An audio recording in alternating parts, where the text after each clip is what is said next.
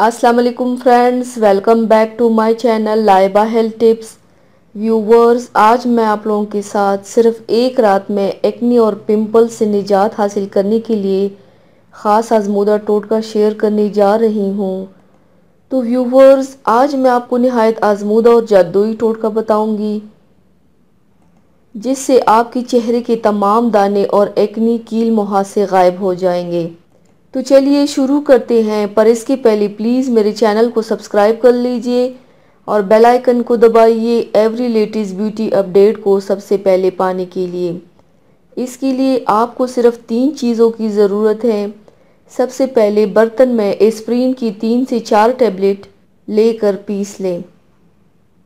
फिर इसमें 1 चुटकी हल्दी डालें और आखिर में थोड़ा सा पानी डालकर तीनों को अच्छी तरह से मिक्स कर लें। जब अच्छी तरह से मिक्स हो जाए तो इस मास्क को अपने चेहरे पर लगाएं। जहाँ जहाँ एक्नी, दाने, कील मुहासे या उनके निशान हैं तो वो ख़त्म हो जाएंगे। जब ये मास्क खुश्क हो जाए तो चेहरा धो लें। इसे रोज़ाना 3 दिन तक लगाएं। आपके चेहरे के तमाम दाने और कील मुहासे गायब हो जाएंगे इंशाल्लाह। तो व्यूवर्स, थैंक्स फॉर वॉचिंग। मेरी वीडियो को लाइक और शेयर ज़रूर कीजिएगा। मिलते हैं एक और नई वीडियो में, तब तक के लिए अल्लाह हाफिज़।